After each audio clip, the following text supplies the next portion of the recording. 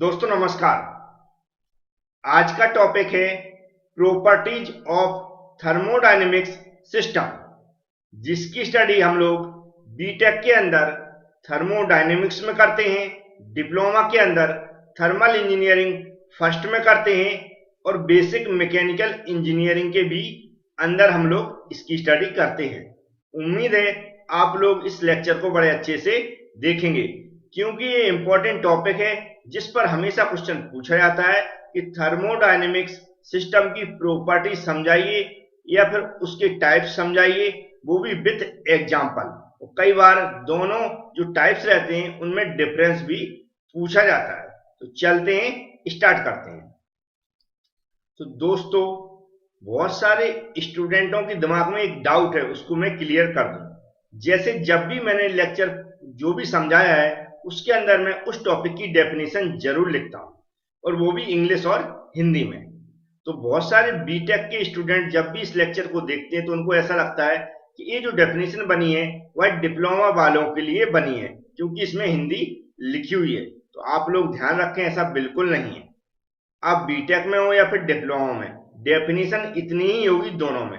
लेकिन हमारे बहुत सारे स्टूडेंट ऐसे हैं जो हिंदी मीडियम के हैं, उन लोगों को डिक्शनरी से जो भी यहाँ पर इंग्लिश में लिखी हुई डेफिनेशन है समझना पड़ती है। उनको वो मेहनत ना करना पड़े, यहाँ पर मैं हिंदी में डेफिनेशन बनाकर लिख देता हूँ, जिससे उनको बड़ी आसानी से समझ में आ जाए। उम्मीद है आप लोग समझ गए होंगे। आपको इंग्लिश में लिखना है तो जो भी यहाँ पर इंग्लिश में डेफिनेशन लिखी हुई है उसको आप नोट कर सकते हैं।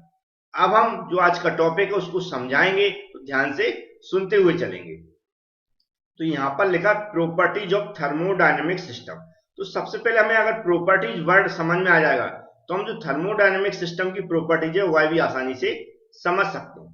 तो प्रॉपर्टीज का जो नॉर्मल मीनिंग होता है हम सभी लोग जानते हैं, चाहे हम लोग हों, मनुष्य हो, या कोई वस्तु हो, या कोई मशीन हो, सबकी अपनी कैरेक्टरिस्टिक्स होती हैं, मतलब उनकी विशेषताएं होती हैं या उनकी प्रॉपर्टीज होती हैं, हम क्या बोलते हैं, उनके गुण होते हैं, जिनके आधार पर वह वस्तु, मशीन या कोई मनुष्य पहचाना जाता है, या वह उस तरह का काम करता है, या उसको डिफाइन किया जाता है।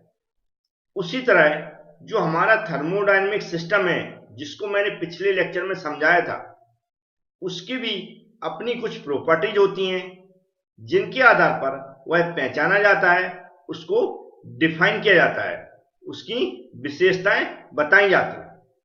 तो अब हम एक डायग्राम के थ्रू स्टेप बाय स्टेप चलेंगे और समझते हुए चलेंगे कि थर्मोडायनेमिक सिस्टम की प्रॉपर्टीज कौन कौन सी होती हैं और क्यों होती हैं। तो ध्यान से सुनेंगे और समझेंगे। मान लिया मैंने एक यहां पर क्या है, सिलेंडर बना हुआ, ध्यान से समझना है। इस तरह क्या बना दिया मैंने, सिलेंडर बना दिया। जिस तरह मैं बना रहा हूं वही एग्जाम्पल आपको एग्जाम में भी बनाना है। ऐसा मैंने बनाया, लेकिन आप लोग जानते हैं सिलेंडर कैसा होता है, कुछ इस तरह का होता है, आपने देखा होगा, इस तरह का होता है, इस तरह का होता है वैसे सिलेंडर, है ना। इसमें क्या होती, कोई गैस या लिक्विड भरा रहता है। अब इसके अंदर कोई गैस या लिक्विड भरी है मान लो, तो सिलेंडर के थ्रू हम उस गैस या लिक्विड की क्या क्वांटिटी देख सकते हैं कि वह कितनी क्वांटिटी में। तो पहला मतलब क्या हुआ है, ये जो सिलेंडर है वह किसी लिक्विड या गैस की क्या क्वांटिटी बता देता है, लेकिन किस रूप में, वॉल्यूम के रूप में। तो अब इतना बड़ा है, मैंने मान लिया कि यहां तक, यहां पर कोई एक पिस्टन लगा देते, इससे फिक्स हो जाता। हमने लगा दिया, एक पिस्टन लगा दिया यहां पर, ऐसा एक पिस्टन लगा दिया मैंने। ये क्या करेगी, सिलेंडर के अंदर ऊपर नीचे जा सकती है, ये पिस्टन लगा दिया। अब ध्यान समझना जो मैं समझाना चाह रहा हूं। इसके अंदर हमने जैसे बताया कि मान लो कोई गैस भरी हुई है, क्या भरी है, गैस भरी है। तो ये फिक्स हो गया कि यहां से यहां तक का कुछ ना कुछ वॉल्यूम होगा, जिससे के आधार पर हम ये जो गैस भरी हुई है उसकी क्वांटिटी बता सकते हैं। तो यह किसके द्वारा बताई जा रही, सिलेंडर के द्वारा। ये किसकी विशेषता हो गई या किसकी प्रॉपर्टी हो गई, सिलेंडर की। तो पहली प्रॉपर्टी हमने क्या देखी यहां पर, वॉल्यूम। कैसे देखी, ये सिलेंडर क्या है, किसी लिक्विड या गैस की क्वांटिटी बता सकता है। अब यहाँ पर बता सकता लेकिन हमारा सिलेंडर बहुत बड़ा है, तो हम इसको मान लेते हैं यहाँ पर क्या है, ये स्टेट 1 है, क्योंकि कुछ ना नाम तो देना पड़ेगा यहाँ पर, क्योंकि ये आगे बढ़ेगा तो यहाँ कुछ और देना पड़ेगा, इसलिए मैंने मान लिया स्टेट 1 है। तो यहाँ पर जो वॉल्यूम हो जाएगा वो क्या हो जाएगा, V1 हो जाएगा। अब मान लो हम इसको हीट दे रहे हैं, गर्म करेंगे, क्या करेंगे, गर्म कर रहे हैं, यहाँ पर इसको हम क्या कर रहे हैं, गर्म कर रहे हैं। ये क्या दे रहे हैं, हम हीट दे रहे हैं इसको। अब हीट देंगे तो ये जो गैस है गर्म होगी, तो कुछ ना कुछ उसका टेम्परेचर भी होगा। भाई कोई चीज गर्म है तो हम मेजर करेंगे तो क्या निकलेगा, टेम्परेचर निकलेगा। इस हमने गैस दी इसको, तो हमने क्या देखा, उसका हमें टेम्परेचर पता करना। तो क्या होता है, या गैस है कोई लिक्विड है, उसका क्या टेम्परेचर भी होता कुछ। तो टेम्परेचर क्या होगा, क्या होगी, उस सिस्टम की क्या होगी, प्रॉपर्टीज होगी। तो दूसरी क्या हो जाएगी प्रॉपर्टी, टेम्परेचर।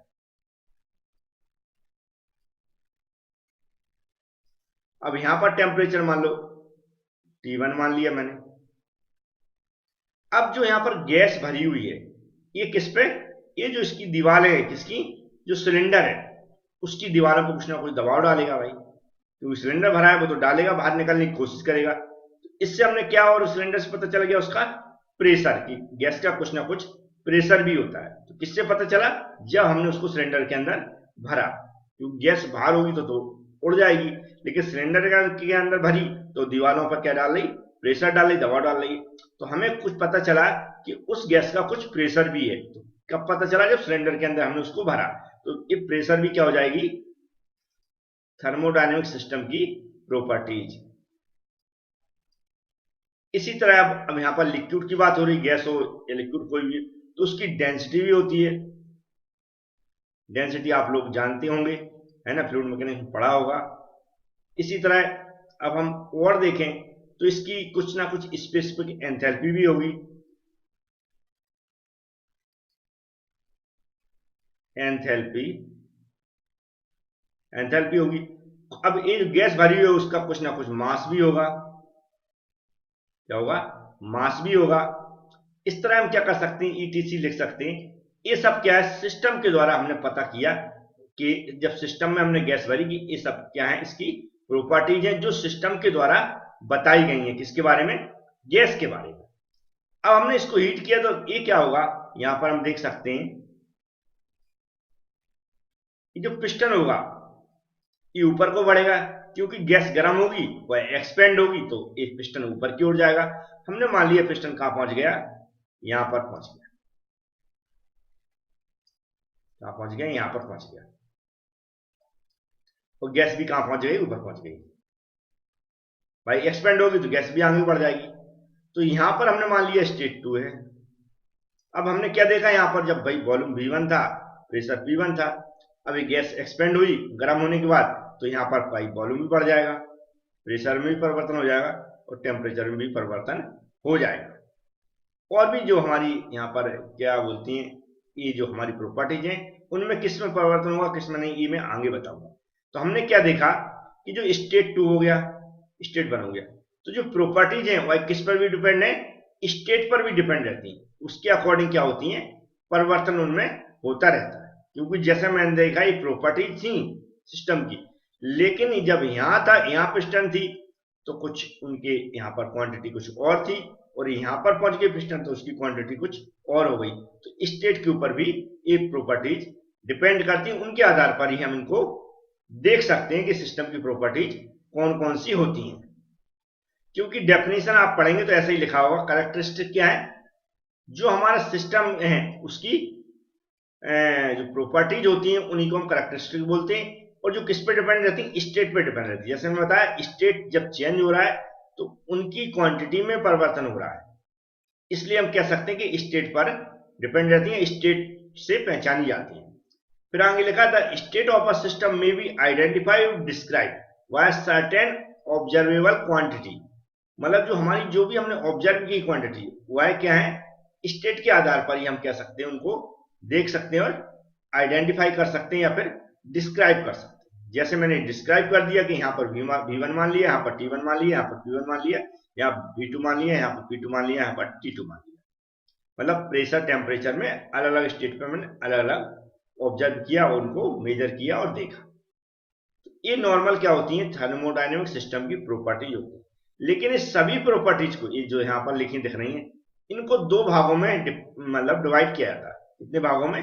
दो भागों में डिवाइड किया जाता है। वो दो भाग कौन से होते हैं या दो टाइप्स की प्रॉपर्टीज कौन सी होती हैं, उनको ध्यान से आपको समझना है।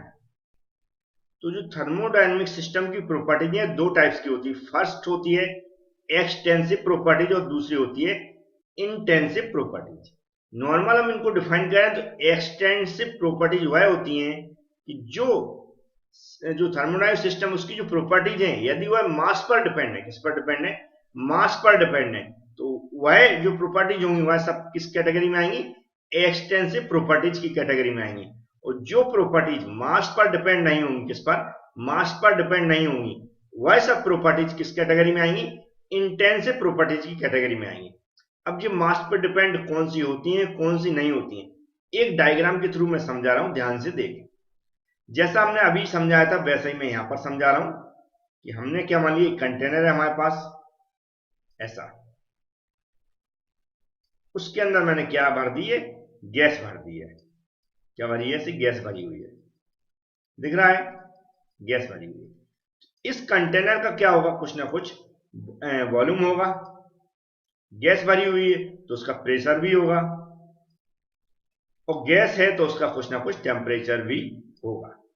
उसकी कुछ लिक्विड है या गैस है तो उसकी डेंसिटी भी होती है, और भी इसकी एनर्जी भी हो सकती है। इस तरह स्पेसिफिक एंथैल्पी भी हो सकती है। अभी मैंने एग्जांपल के लिए ले लिया इतने। अब इसको अगर किसको? इसको और मास भी, गैस का कुछ मास भी होगा, मास भी लिख दिया। अब इस कंटेनर को अगर हम दो भागों में डिवाइड कर दें, कैसे? अगर ये सेम कंटेनर है, इसको हमने अगर दो भागों में डिवाइड कर दिया ऐसा, ये सेम कंटेनर को हमने क्या किया, बड़ा छोटा बन जाए तो उसमें इतना परेशान मत होना। क्या किया मैंने? इसी को दो भागों में डिवाइड कर दिया। ये जो गैस है इसको यहां पर मान लिया मैंने, पार्टीशन लगा दिया। एग्जाम्पल के लिए दूसरा डायग्राम मान दिया, लेकिन हमने क्या किया कि इसी में एक पार्टीशन लगा दिया। अब पार्टीशन लगाने से हुआ क्या? जो इसका वॉल्यूम होगा वो दिख रहा होगा, दो भागों में बट गया, मतलब V/2 इधर हो गया और V/2 इधर हो गया, मतलब आधा इधर हो गया और आधा इधर हो गया, सभी को दिख रहा होगा। तो इसका मास भी डिवाइड हुआ होगा। क्या डिवाइड हुआ होगा? मास भी डिवाइड हुआ होगा, M/2 हो गया और इधर भी M/2 हो गया। लेकिन जब हम लोग अपने इन्वायरमेंट को देखते हैं, हम पूरी सिटी का तक टेम्परेचर बताते हैं तो एक समान बताते हैं। हम घर में घुस जाएं तो भी वही टेम्परेचर है, बाहर निकल जाए तो भी वही टेम्परेचर है। मतलब कहने का, अगर हमारे पास एक सिस्टम है उसको हम दो या तीन भागों में डिवाइड कर दें तो टेम्परेचर में कोई परिवर्तन नहीं आएगा, एक समान रहता है, जैसे मैंने एग्जांपल दिया है। तो टेम्परेचर इसका जो है डिवाइड करने के बाद जो इसका था वो इधर भी रहेगा और इधर भी रहेगा, उसमें कोई परिवर्तन नहीं होगा। इसी तरह ये जो कंटेनर है इसमें जो प्रेशर डाला जा रहा है वह जितना ही इसकी दीवारों पर डाल रहा है उतना ही इन चार इसकी दीवारों पर, इसकी दीवारों पर डालेगा। तो प्रेशर भी हमारा क्या रहेगा? वही रहेगा, और यहाँ पर भी लिखें प्रेशर भी वही रहेगा। इस तरह हम क्या देखेंगे, जो डेंसिटी यहाँ पर लिखी हुई है, डेंसिटी भी क्या रहेगी? भाई लिक्विड की डेंसिटी या फिर गैस की डेंसिटी तो वही रहेगी, और यहाँ पर भी वही रहेगी। तो यहाँ पर आप ध्यान से देखने योग्य बात है कि जिन वैल्यू में, जिन प्रॉपर्टीज में परिवर्तन हो गया वह, उनको हम क्या कहते हैं? वह मास पर डिपेंड है। किस पर? मास पर डिपेंड है, क्योंकि इसमें परिवर्तन हुआ है। और जिनमें परिवर्तन नहीं हुआ उनको हम कह सकते हैं वह मास पर डिपेंड नहीं है। तो यहां पर हमने कुछ एग्जांपल वैसे लिख रखे हैं, जैसे कि आप देख सकते हैं कि जैसे हो गया वॉल्यूम, हो गया वेट, हो गया एनर्जी, हो गया, ये सब क्या है?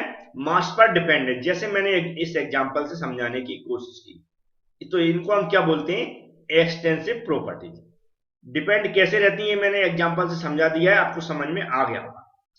अब जो टेम्परेचर, प्रेशर है, डेंसिटी है, जो यहां पर हमने लिखे हैं एग्जांपल, टेम्परेचर हो गया, प्रेशर हो गया, डेंसिटी, ये मास पर डिपेंड नहीं है। ये किस कैटेगरी में आ गई? Intensive properties. इस तरह हम दो कैटेगरी में ये प्रॉपर्टीज को डिवाइड करते हैं, समझ में आ गया होगा। बुक वगैरह में बहुत सारे एग्जांपल दिए रहते हैं, वो भी आप देख सकते हैं। तो ये लेक्चर था मेरा प्रॉपर्टीज ऑफ थर्मोडायनेमिक्स सिस्टम के ऊपर, जो एग्जाम में कई बार पूछा जा चुका है। उम्मीद है आपको समझ में आया होगा। Thank you friends.